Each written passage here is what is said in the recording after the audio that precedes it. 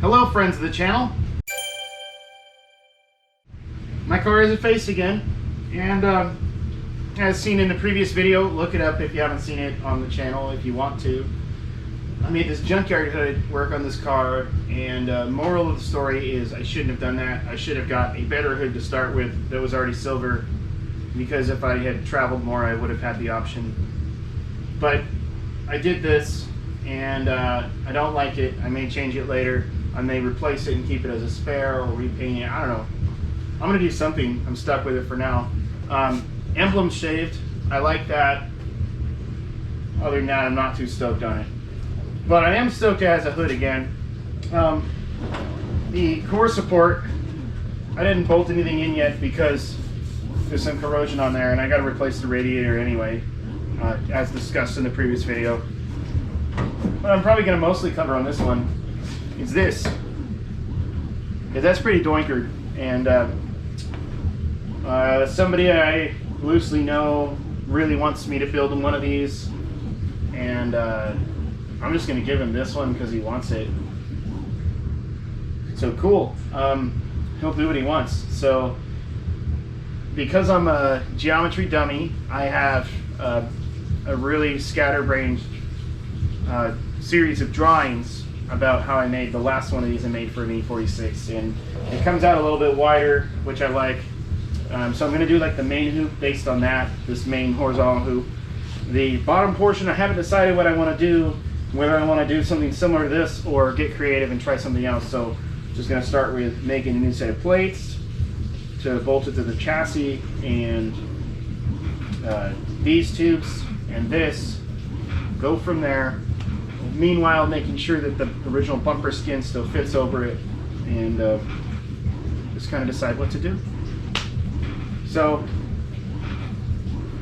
stay tuned, buccos.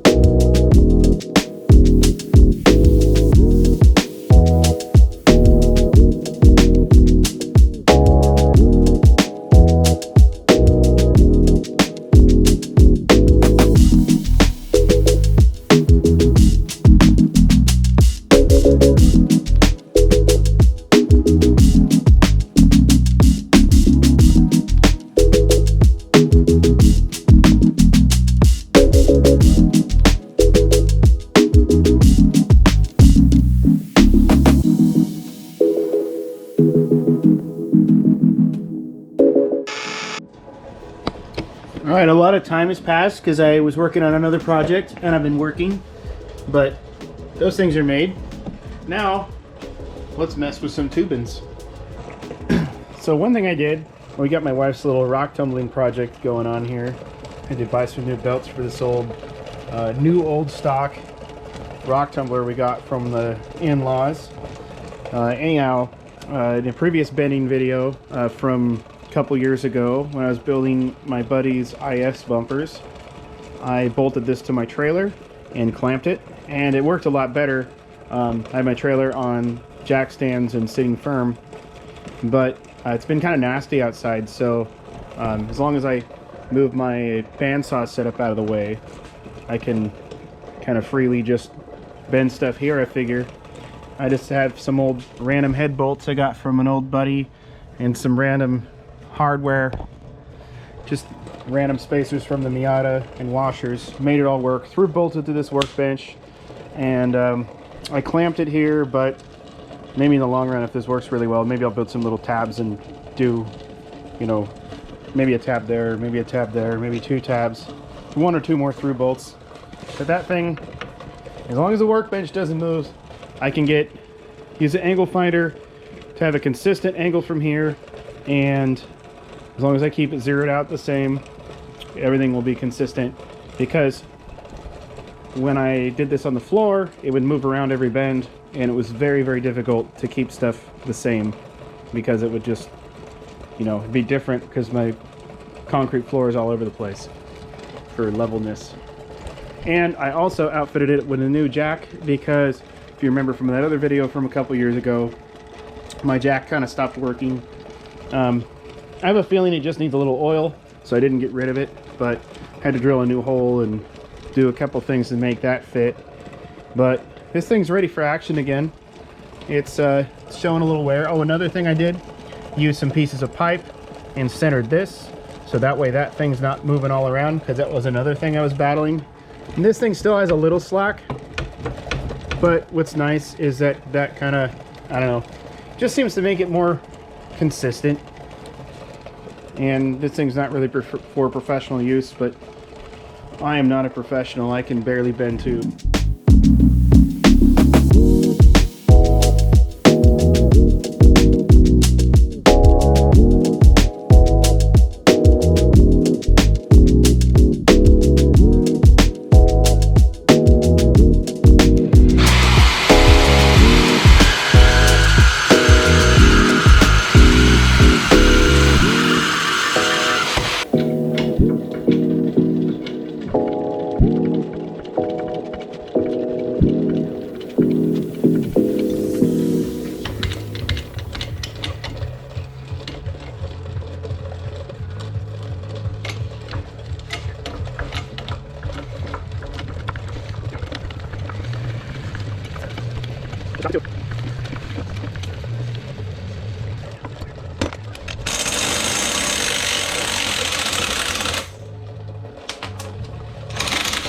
So I've got it lined up. So I don't know if something changed with the different jack in there or what, or maybe if I was just not correct, or maybe everything sits different since the car got smashed. Like maybe that's supposed to be out further. Oh, that's what it is. Hey, look at that. Just made a discovery. My notes were correct once I figured out what they meant. That's pretty parallel with that. That's pretty even in the front. That's pretty parallel with that. Disregard the fact that the headlights don't sit right. If I ever get new ones, we'll do something about that. Well, then it'll just fix itself is what I mean. So now I got to determine where to put everything. This is actually how I verified my stupid hieroglyphics from a couple years back. I have like a start point, and then where you go, these numbers represent the little notches, as I call them, on the die, which is not a super precise thing. When the tube's out here, I kind of set a piece of something straight on there, angle finder, make sure it's good. I also followed the same seam on the tubing, which this is hot rolled, so it has a seam. You can kind of see it there. The nice thing about it being hot rolled is this happened, and as far as I can tell, the chassis is completely undamaged. So, like, it wouldn't be good for like rock crawling or a roll cage or something, but it's pretty good for this. So, yeah, I'd much rather build a bash bar than cut the front of my car off and tube it. So, well, this took forever, which is a lot of why I don't do this for other people very often. But I got it about where I want it. It's roughly flush with there. My theory is that the bumper skin should still cover it. I won't really know for sure until I tack it in place to the plates and all that stuff. But what I have to do for now is cut some of this off so that the tires will still clear. And I'm going to go a little more crazy, or I'm going to cut more of it off than I did last time, just so if I do wider angle or crazier offset wheels or something, I have more space or whatever for tires. So that's coming along.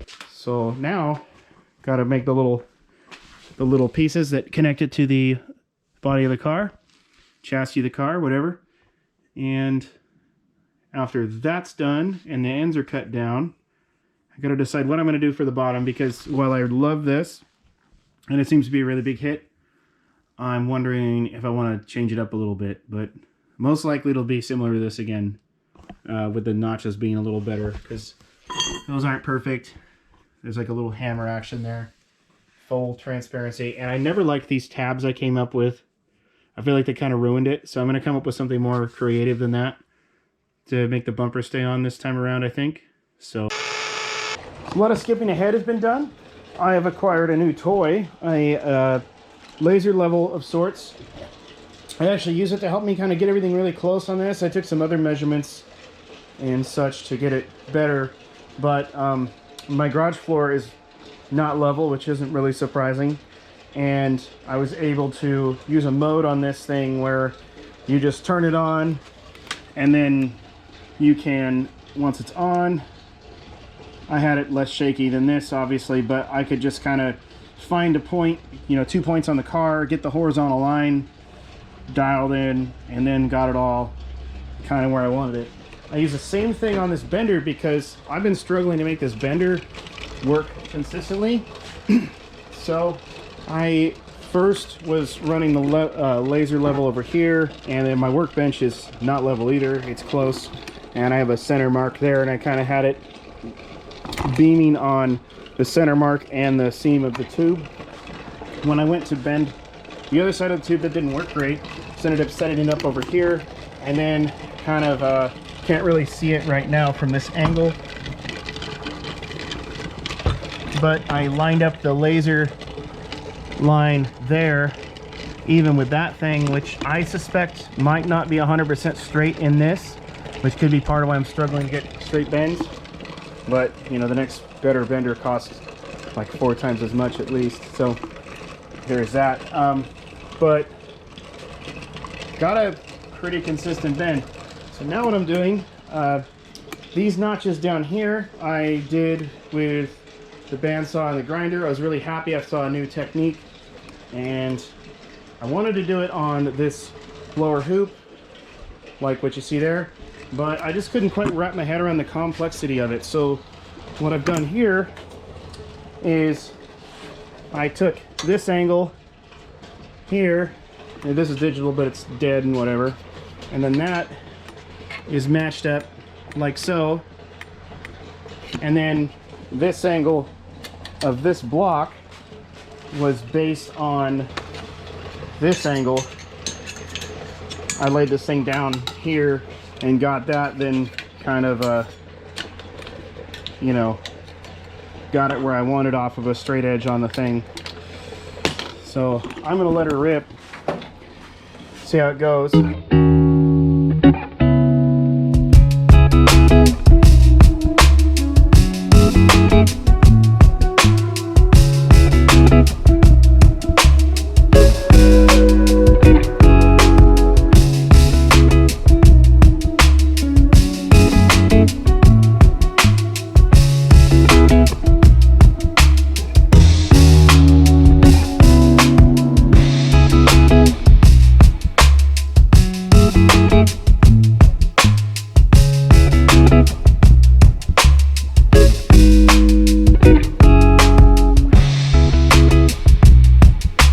This other side has to be mirror imaged, and here's what I came up with. If I don't do something like this, this will definitely slip in the clamp. It's happened before, so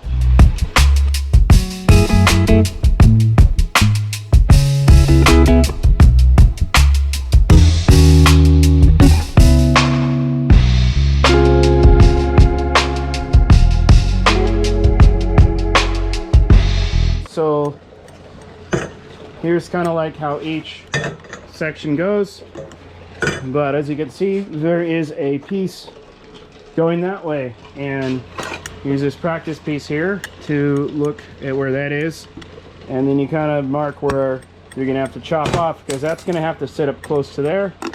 So I'm gonna chop some of that off. Have to do a little grindage on these anyway, because they're not 100% symmetrical. Like this one, I can tell needs to drop in a little bit, because that one I got a little more of a bite out of there, and then smooth out the edges, all that stuff. And it sure isn't perfect, but I'm gonna make it work, and I'm not gonna take no for an answer.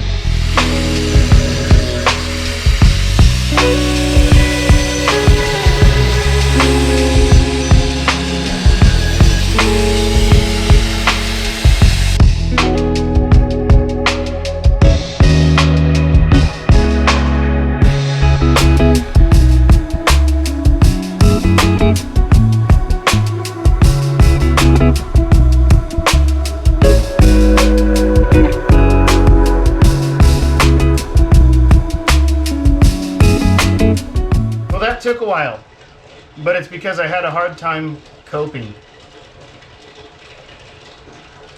So anyways, I think I'm about to where I'm gonna tack this in.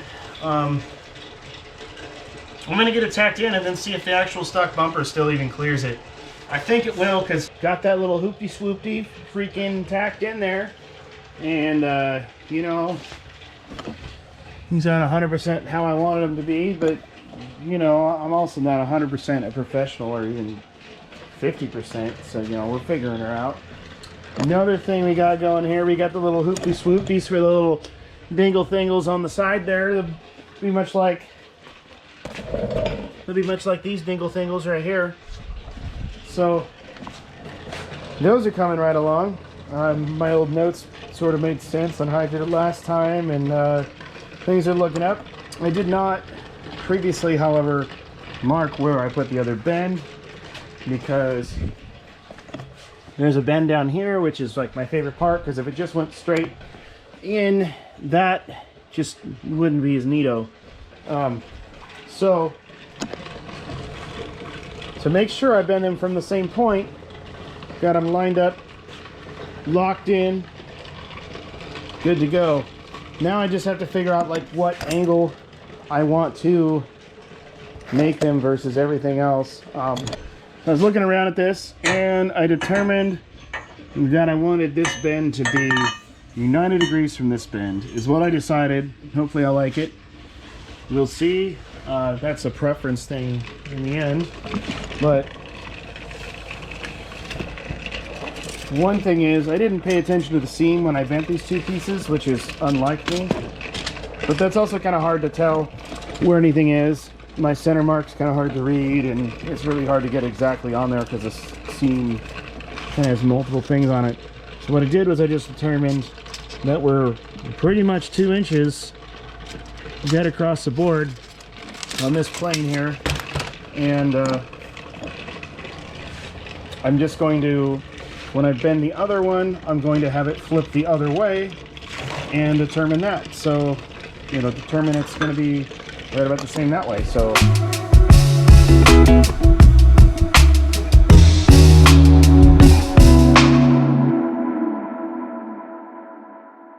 okay, so for down here, that's a very difficult spot. So you can see right here, I've made the piece I made for there because that's the best I could come up with. I used this thing here to get that notch, but it wasn't big enough to go around the tube. So using this, I made straight angles, made myself a little rolly-uppy piece of tube to slip over.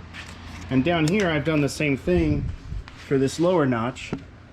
So this is, I'm not going to know if this is exactly correct until everything's in place, but I kind of paralleled it the best I could and kind of cut some stuff off the cardboard till it kind of looked right. So I'm going to go ahead and cut this with the grinder, just because I'm going to have the most control over trying to maintain that line, and go from there, and then flappy disc it to good enough. And the nice thing is when I go to do the tube for the other side, then I can just untape this and roll it around the other way, and it is a mirror image, and same goes for that. So kind of neat. It's worked for me before. It's not the best, but it's what I came up with. Comment if you have a better idea on how to do a crazy notch like that.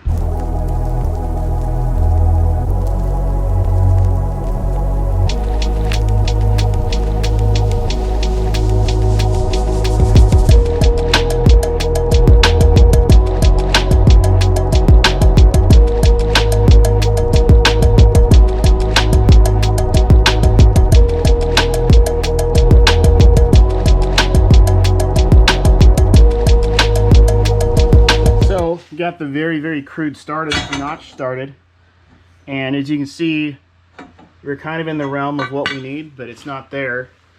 So like I've had to do on like all 4 of these, or however many I've built, I have to get this really about where I want it, and unfortunately just kind of mark the best I can what I think I need to cut out, and just kind of work my way up.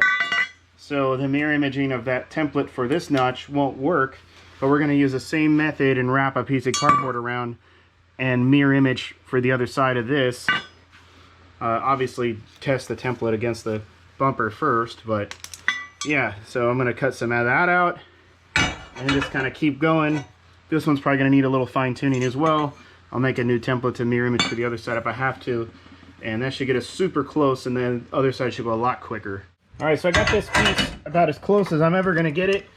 I'm going to have to hammer the end of that up a little bit during the welding process, but not very much, and I think it's going to look pretty clean. And I've done what I was talking about. I made a new template because my original one only got me close, unfortunately, which is not super surprising. So now, well, to do this, of course, I just wrapped this around a piece of straight tube, had 4 completely square cuts on this, wrapped it, met the ends, and then put it over here. And I wore a welding glove on my left hand, cut with the right hand with a razor blade. Had to use scissors on a couple spots, but we got there. So now we have this same notch. I'm going to mirror image it onto the other tube and cut, and it should take a lot less time than this one. And I can mirror image my cardboard for that side too. And if you observe that I'm making every notch a different way, you are absolutely correct. I guess that's how my brain works. Alright, so I have turned my templates inside out to mirror image everything. I have these sitting in mirror image configuration, and looks like I need to bring that one that way a little bit. But I'm just going to get everything as close as I can. And when I do the initial cutting after the marking, I'm going to go a little small so I can kind of bring it to where it needs to be. I feel like this thing's mostly symmetrical, but there's going to be some differences because, you know, I'm not some kind of super professional dude or nothing. So we're going to try to do a super good job on this and stuff.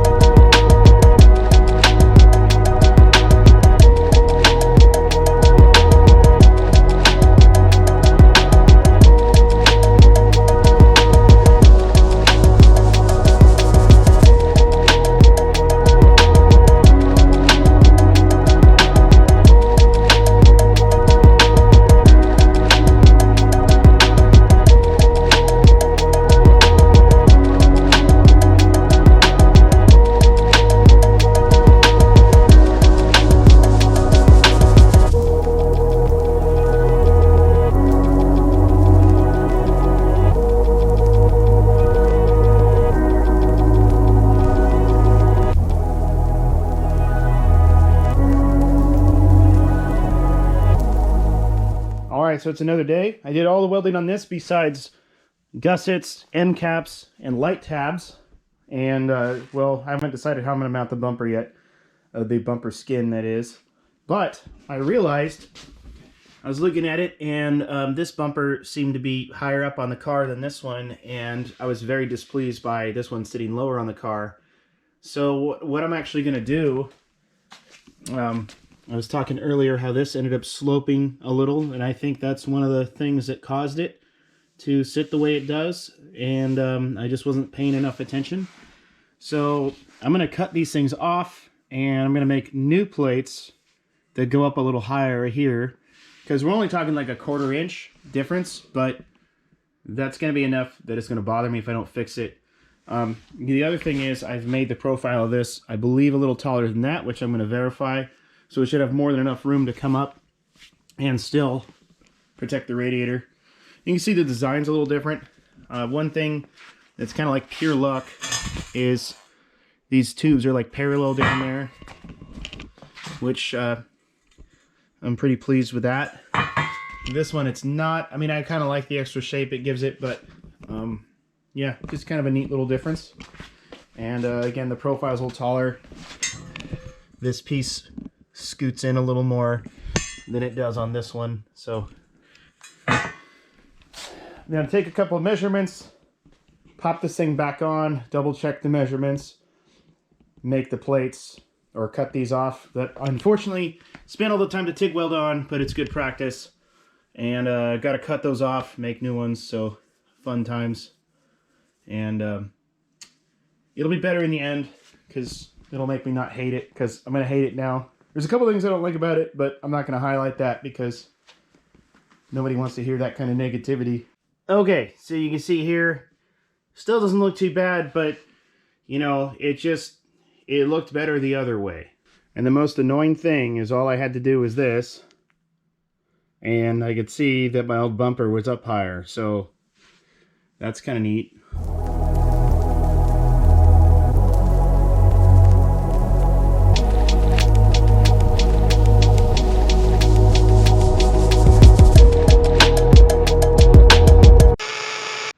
So I made some adjustments. The bumper's a lot higher now. I'm a lot happier with it. And I also made some gussets and light tabs, like tabs to mount the lights, and little end caps. So, okay, so everything's all welded up. It would be complete minus finding a way to fasten the bumper on here, because those aren't enough to, the bumper cover that is, because those aren't enough to hold it on by themselves. So I need to figure that out. But what I did do was I picked the car up by it just to make sure everything's good. The other one you can, and this one, in fact, the car had some front end part failure, and you can see the cracking on the powder coat there. That is from the front of the car being picked up by a skid steer and being pulled off the track. So I hope that never happens again, but I need to be prepared in case it does. Plus, I use this to tie the car to the trailer because in light of that other thing happening, if I tie it down by the front wheels, I just don't want to be pulling on the suspension and steering components, because I feel like that has not helped them last. And I do have nicer stuff in there now than I used to, like name brand stuff, but you know, I don't want to risk it. So I'm going to reinforce this plate, because when I went to pick it up, this flexed out right there. Why this is, and why it didn't do it on there mostly, part of it could be the design where I had to bring this up, but this is like a 1/16 of an inch thinner, and it, you know, it's just a scrap of metal I had. It may not be as nice as steel. So I'm going to put some gussets on the front of it, and most likely I'm going to sandwich plate behind it, so it will never have an issue, because I need it to be reliable. Obviously this is in theory stronger than what the car is, but on the car piece, can't really see it on the camera, but all this thin sheet metal kind of curves back and gives itself an extra dimension.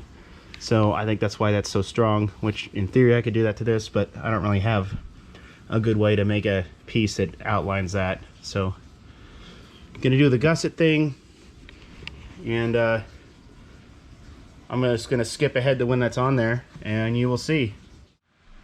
Well, there it is, officially done, besides figuring out how the bumper is gonna connect to it and paint. So over here you can see we got these gussets down below. There's a plate on the back, and why this is because when I made these, I cut them off with the wrong material. I thought and assumed that that's what I cut the first ones from that didn't work out, and turns out that I was wrong, and it was a little thinner and it flexed a lot when I picked this thing up with a jack. So added another layer, made more work for myself, but it was less work than if I cut it off entirely and repositioned the bumper again. So lesson learned there. What's with these, you ask? Tie down points for the trailer. It could be a tow point to get it off the track. I'd probably prefer not to pull this in that direction, because it could bend it. It probably won't, but you know, I tend to carry something in the car to just kind of loop around here that something could be tied to. So like in the off-road world they call it like a soft shackle, so I'll do something like that. And then in the rare event that this has to be drug off the track or picked up from the front end, then it will do minimal damage to it. So not going to do the floppy tow strap again. Well, there it is. Took many months to get to this point, or at least a few. the old Honda days happened in between the wreck and now, so that took some time, family stuff, work stuff, because this isn't my job. I make negative dollars on YouTube. So yeah, aside from figuring out how to make the bumper cover sit on there, repainting the core support that's brand new that has crappy defective paint on it, or a bad prep job, whatever it is, replacing the defective radiator, you know, just boring stuff like that. It's not last yet, but because I have to do all that other stuff. So yeah, gonna get some boring stuff done on it, probably off camera. Perhaps I'll show how I mount the bumper skin when I do it, but it's all done. And other than that, so just about ready to rip this season. Oh yeah, I have to paint it too. I'm probably gonna do like this silver, but try to do a better job on the clear. And I might do something about the roughness of the finish of the hood. I haven't decided exactly what yet, or put a different one on. I don't know. Yeah, check out the other videos. There's I'm gonna put together a playlist of the videos of me reconstructing this car from when it got munched. So those will all be in one place on the channel if you do want to see it. And yeah, thanks for watching.